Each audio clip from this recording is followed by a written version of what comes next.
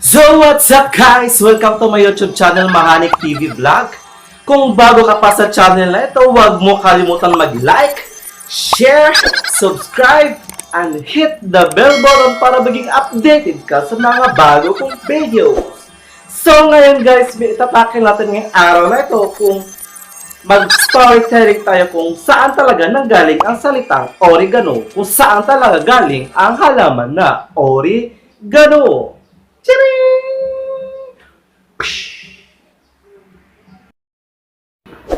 So, ayun guys. Bago natin simulan yung ating story ngayon, kailangan mo natin mag-attend ng todong-todo.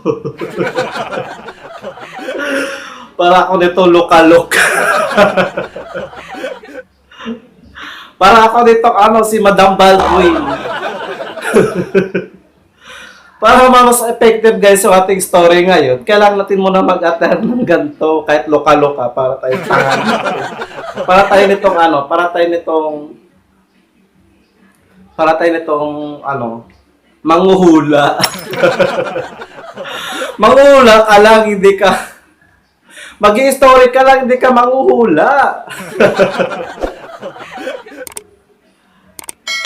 So ngayon guys, simulan natin yung story about sa ito na nga yun guys, oregano. Kung bakit talaga siya tinatawag na oregano at kung saan talaga galing yung salitang oregano. Kung legend talaga ng oregano guys. Okay guys. Nung unang panahon. Panahon pa ng hapon. Noong unang panahon, guys. Noong unang panahon, sa bundok ng Tralala. Sa bundok ng Tralala, guys, may isang pamilya. Mayroon siyang dalawang anak. Si Ori at si Gano. Di ba? Parang pala social na. Si Ori at si Gano.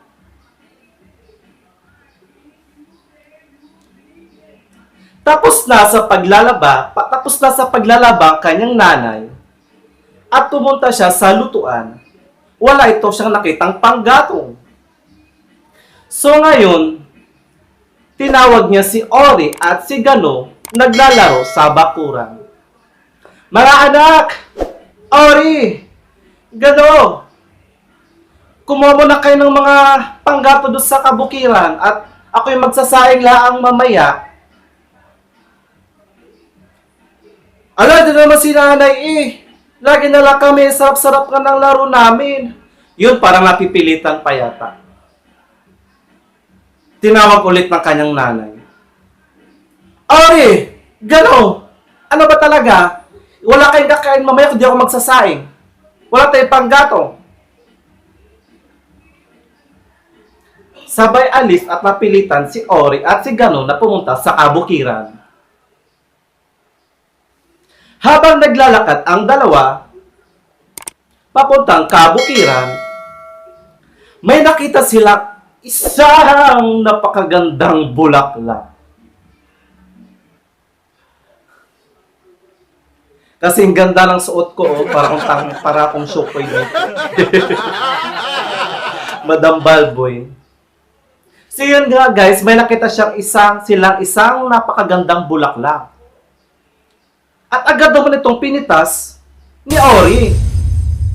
Wala kaalam-alam si Ori na ang bulaklak na iyon ay pagmamayari pala ng isang fairy. So, habang naglalakad yung dalawa, si Ori at si Gano, biglang lumabas yung fairy sa likod nila. Pero hindi nila alam na yung fairy nasa likod talaga nila. Nagalit yung fairy. Sabi ng fairy, bakit nyo pinitas yung aking napakagandang bulaklak? Pero hindi narinig ng dalawa. Maghihiganti ako sa mga ginagawa nyo. Nanahimik ako dito. Ginagambala nyo ang pagpapahinga ko. So ayun guys, si Ori at si Ganon patuloy lang sa paglalakad habang daladala ni Ori ang magandang bulaklak. Kasi nabibighanin nga siya sa ganda nito guys. So ayun guys, nakuha nga sila ng panggatong. Habang nakapag-ipon na sila ng panggatong guys, umupo muna sila sa tabihan para magpapahinga. Iyon nga guys, galit na galit nga yung fairy kasi nga sa ginawa nila. Sabi ng fairy, "Maghihiganti ako sa ginagawa nyo!" Sabi ganon. "Sinusumpa ko! Paparusahan ko kayo!" Sabi ng ganon ng fairy.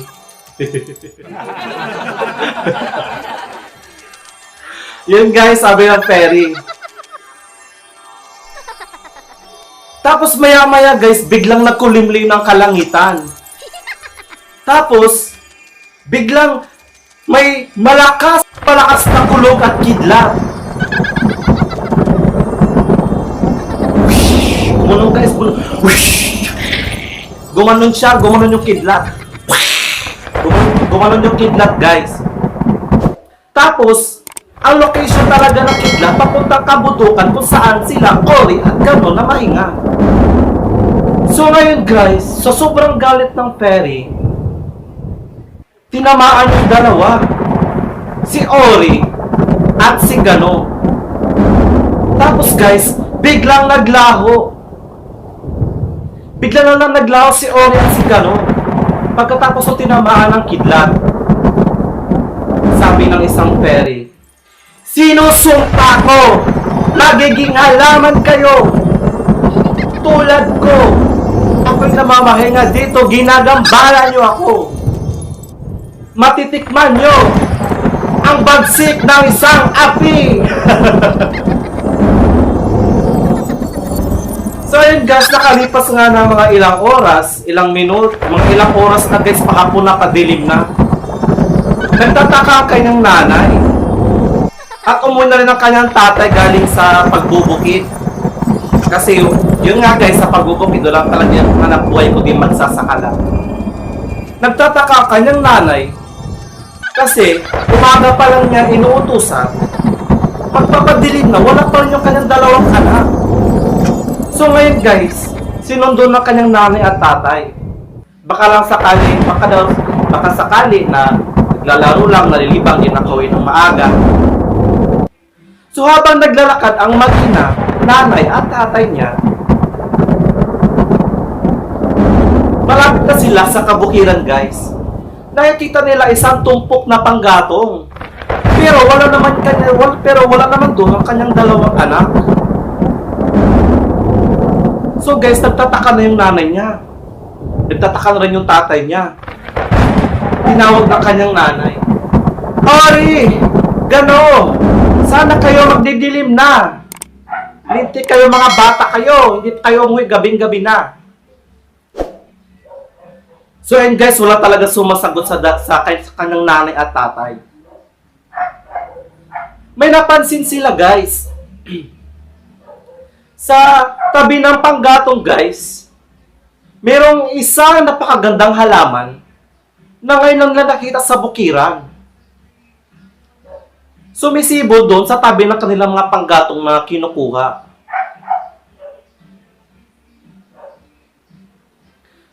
Nagtataka sila guys. Sobrang ganda daw ng halaman at ngayon lang nila napapansin.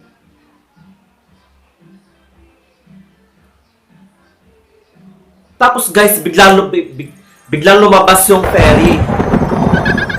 Sabi ng fairy. Biglang lumabas yung fairy guys. Sabi ng fairy, "Hinahanap ko ang inyong anak. Ginagambala nilang pagpapahinga ko.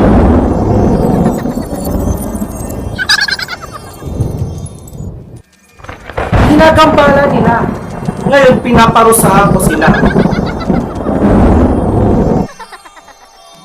Ayun na ang mga anak mo. Isang napakagandang halaman. Tulad ng pinitas nila.